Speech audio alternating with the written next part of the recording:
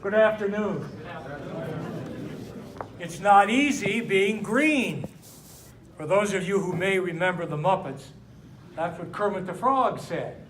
He didn't know what his green was, how his green manifested itself, and what he was supposed to do. But he knew that he had to have courage, discipline, luck, and faith, which is something we all need. I never liked school. I was not very good at it. When I was a kid, if you didn't pick things up quickly, and we're going back more than 60 years, you were either stupid or lazy. There was no such thing as ADD. You either picked it up or get out. In high school, the only thing I thought I was reasonably good at, and probably even not that good, was athletics. You know, I played football, basketball, I was a captain, I made all-county, blah, blah, blah, blah, blah. I was a little bigger then than I am now. This is for everybody, too. When you get older, you shrink. And I still didn't know what I was going to do. I was going to a small school on the other side of the state here in Iowa, and a Nebraska girl broke my heart. And so I said, "That's it, baby. I'm leaving." And that's what I did. I got on the road. I went to see some friends of mine up in Madison, Wisconsin. I stayed with a couple of these gals I knew, slept in a tub because they didn't have any, and let me tell you, sleeping in a tub is no fun. It's not just that the water drips on you, you wake up in the morning and your back just is really wrecked. And I also slept on the stage because I was doing a show there. But then they went to Colorado Springs, and I said, "I'm going to the coast." I had $50, a blanket, Shakespeare and a Bible, and I got off the Trailways bus in Howell, Wyoming. Stupid, right?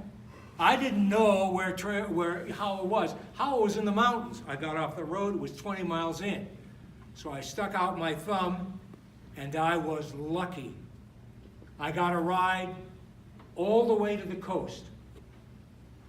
I didn't know what I was going to do, but I knew some things. My dad was a very tough guy. He was a self-made guy from Oklahoma. He was a musician and a scholar.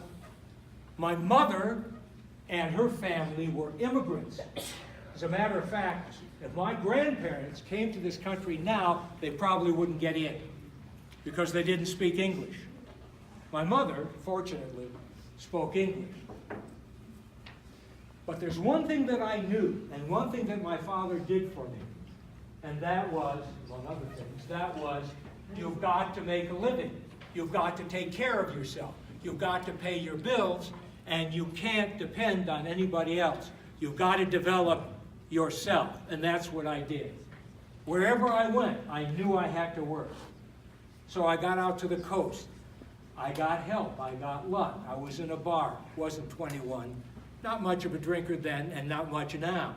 But there was a fellow who owned a bunch of hotel rooms, and he said, "You're on the road. You need a place to stay," and I did. And then I got a job planting trees.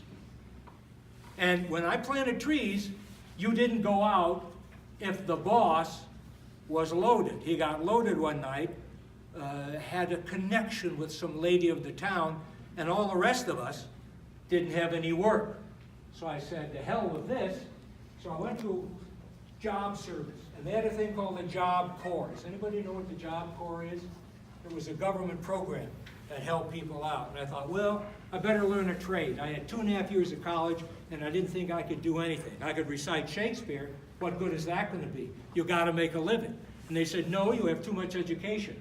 You've got to be a resident youth worker." And I had people that I took care of in the bunkhouses that were 20 and 21, had a third-grade education. They couldn't hardly read or write. And I remember thinking, this is not going to help them out at all. Long and short of it, I wound up going back to school at the University of Oregon, which was wonderful. I called my dad from a bar in Glide, Oregon, when I was still working for the Job Corps, and I said, "I want to go back to school," and give him props for that. He said, "Go back anywhere, I will pay for it." And given the fact that my brother and I went to the same prep school in Detroit, which is where I'm from, he got all A's, everything, got admitted to every single Ivy League school he applied to, all of them, and Stanford. And then here I was, struggling in school, not liking it. I don't want to go to school, the hell with it. But he said, go anyway. So I went back to school. He said, but there's one thing you've got to do, and you've got to get a teaching certificate. I was going to be an actor, a movie star. Rod's seen all my films, haven't you, Rod? Right. I said, okay, this can't be that tough. But I remember they used to call it practice teaching. I don't know what they call it now, but it's not practice teaching. And I can remember the people that I was with and the students that I had, and I taught public speaking. And I wound up teaching public speaking. Well, I graduated. I was working for Western Auto Supply in Portland, Oregon, waiting to be drafted. I went up and got connected with the Air Force. I wanted a commission. They didn't have it for me. I took the test, you know, where you stick your head beneath you and try to get the plane on the carrier, and mine always crashed into the ocean or into the carrier itself. So they said, well, your eyes aren't any good, you're not. I said, that's fine. And then I got connected with the University of Portland, one of the best things I ever did. And they said, we want you to go to school here. You've done a lot of acting, you've taught speech, we're going to give you money. And I went, okay. That sounds good to me. Father Drain was the one who helped me out. It's really kind of interesting, I think. For a Jewish kid going to a Catholic school, they were very kind. And the best thing about the University of Portland, besides the degree that I got, was the fact that I met a wonderful woman who I have now known for 50 years. And we've been married for 49. And she put up with me all those years, and that's what you have to find, is someone who will put up with you, and I'm sure your folks, your grandfolks will tell you that. The long and short of it is I went to California to make my fortune in the movie business, and I was getting a doctorate at the same time, University of Southern California, and they gave me money, and I said, okay, I'll come. So I went in to an agent, and it was just like in the movies. He had one of those big cigars, sitting behind a desk, and he said, what are you doing here, son? I said, well, I want to get in the movies. He said, what are you doing now? I said, I'm a doctoral student at the University of Southern California. And he said, stay there. And so I did. The long and short of it is the places that I've taught throughout the United States, as well as overseas, as well as here at Briarcliff University. I taught theater, I directed plays, all of that. But one of the things that I thought I was most effective at, because I knew what it was like to stand up and have your face get hot. Has that ever happened to you? When you know someone is looking at you or you've got to give a speech, and you go, they're all looking at me. I don't want them to look at me. What am I going to say? And you could tell from the selfies that were on the screen who is talking to you and who is reading. And I said, I can help people. I know what it is like to be afraid. I know what it is like to have to stand up in front of people and then say, uh-oh. They all look like they just had a shot of Novocaine. What am I going to do? How am I going to reach them? I knew how to breathe. I knew how to control the breath from my acting days. I knew how to structure things. And so I said, I'm going to help these people out. And when I was here at Briarcliff those 37 years, I taught virtually all the speech, as well as the theater and some other things. And we had other faculty there too. But I can remember there were people who I had who would get up to speak, fainted, had a seizure, ran out of the room and threw up. I remember I had one person, and she started to cry. And I came up to her and I said, do you want to sit down? She said, no. I said, are you going to finish? Should we come back to you later? Yes. And she did. She had courage.